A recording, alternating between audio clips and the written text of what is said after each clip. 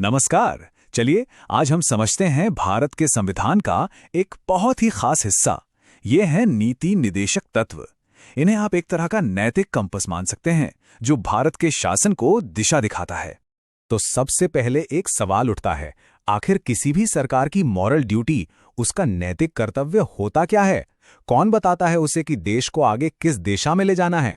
और पता है, हमारे भारतीय संविधान के पास इसका एक बड़ा ही खूबसूरत जवाब है। ये जवाब है राज्य के नीति निर्देशक तत्व। इन्हें शासन की आत्मा यानी सोल ऑफ गवर्नेंस भी कहा जाता है। असल में ये वो सिद्धांत हैं जो बताते हैं कि एक आदर्श भारत कैसा दिखना चाहिए। तो आज इस पूरी चर्चा को हमने 5 हिस्सों में बांटा है। सबसे पहले हम जानेंगे कि ये हैं क्या, फिर बात होगी सामाजिक आर्थिक न्याय की। उसके बाद देखेंगे नागरिकों के अधिकार, देश को बनाने के कर्तव्य और आखिर में इनका पूरा सार और भविष्य क्या है। चलिए शुरू करते हैं अपने पहले भाग से। आखिर संविधान की ये आत्मा यानी नीति निर्देशक तत्व है क्या चीज? अब देखिए, संविधान बार बार राज्य या द स्टेट शब्द का इस्तेमाल करता है। तो इसका मतलब क्या है? आर्टिकल 36 इसे साफ करता है। राज्य का मतलब सिर्फ सेंट्रल गवर्नमेंट नहीं है। इसमें स्टेट गवर्नमेंट्स, म्यूनिसिपैलिटीज और पंचायतें सब आते हैं। यानी कि गवर्नेंस के हर लेवल पर इन प्रिंसिपल्स को फॉलो करना है। यहां एक बहुत इंपॉर्टेंट फर्क समझना जरूरी है, मौलिक अधिकारों और नीति निर्देशक तत्वों के बीच। देखिए, अगर किसी के मौलिक अधिकारों का हनन हो तो वो सीधा कोर्ट जा सकता है, लेकिन नीति निर्देशक तत्वों को लागू करवाने के लिए कोर्ट नहीं जा सकते। तो फिर सवाल उठता है, इनकी वैल्यू क्या है? ये बेसिकली एक मॉरल गाइडबुक है उन लोगों के लिए जो कानून बनाते हैं। इन्हें लागू करना सरकार का नैतिक कर्तव्य माना जाता है। तो अब आते हैं अपने दूसरे हिस्से पर। चलिए देखते हैं कि ये सिद्धांत सामाजिक और आर्थिक न्याय की नींव यानी फाउंडेशन कैसे रखते हैं। आर्टिकल 38 बात करता है एक वेलफेयर स्टेट की, यानी एक कल्याणकारी राज्य की। इसका मेन गोल क्या है? सामाजिक, आर्थिक और राजनीतिक न्याय को हासिल करना, और सबसे जरूरी, अमीर और गरीब के बीच का जो गैप है उसे कम करना। इसी आइडिया को आगे बढ़ाता है आर्टिकल 39।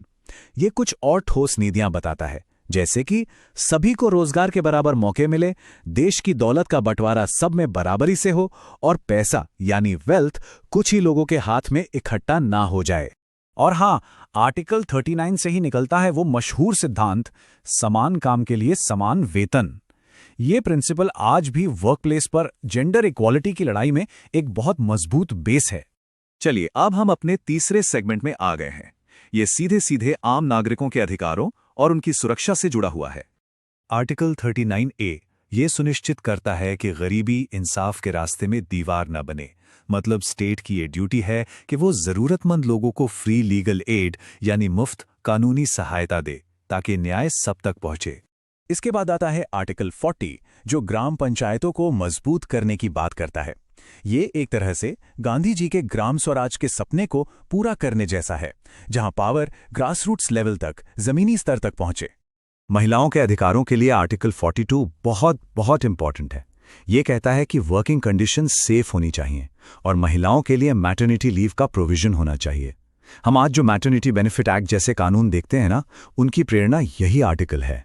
और फिर है आर्टिकल 43 जिसका मकसद है सभी श्रमिकों को एक फेयर वेज यानी सही वेतन और एक डिग्निफाइड लाइफ, एक सम्मानजनक जीवन देना। ये सारे सिद्धांत हर नागरिक की गरिमा की रक्षा के लिए ही तो हैं। ओके, तो अब चलते हैं अपने चौथे हिस्से पर। इसमें हम बात करेंगे राष्ट्र निर्माण से जुड़ी ड्यूटीज की, यानी एक आधुनिक और प्रगतिशील देश बनाने के कर्तव्यों की। यहां कुछ बड़े सामाजिक लक्ष्य सेट किए गए हैं, जैसे आर्टिकल 44 जो यूनिफॉर्म सिविल कोड की बात करता है।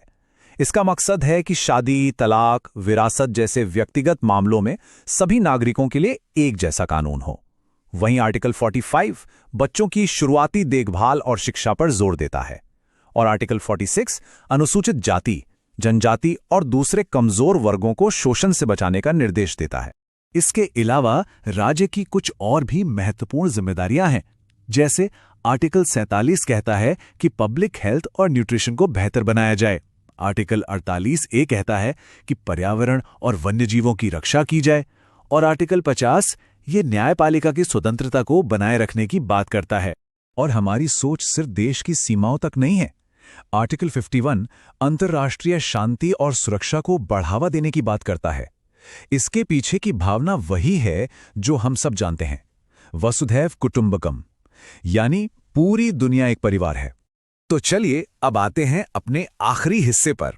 यहां हम इन सभी सिद्धांतों का सार यानी एसेंस समझेंगे और इनके भविष्य पर एक नजर डालेंगे।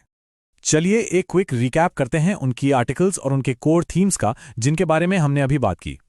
ये टेबल एकदम परफेक्ट क्विक समरी है। देखिए, आर्टिकल 36-37 डीपीएसपी की परिभाषा, 38-39 सामाजिक न्याय, 39A free legal aid, article 40 panchayat, 44 uniform civil code, 45 बच्चों की शिक्षा, 48A पर्यावरण और 51 अंतर्राष्ट्रीय शांति। बिल्कुल साफ, ये सारे मुख्य सिद्धांत एक जगह हैं। तो कुल मिलाकर देखा जाए तो ये सिद्धांत एक ब्लूप्रिंट की तरह है, एक नैतिक कंपास जो देश को एक न्यायपूर्ण और समान भविष्य की तरफ ले जाता है। ये सिर्फ कागज पर लिखे शब्द नहीं हैं, बल्कि एक सपने का दस्तावेज है। तो आखिर में एक बड़ा सवाल छोड़ जाते हैं, 70 साल से भी ज्यादा पुरानी ये सिद्धांत आज 21वीं सदी के भारत को आकार देने में कितने प्रासंगिक हैं? इस पर सोचना जरूरी है।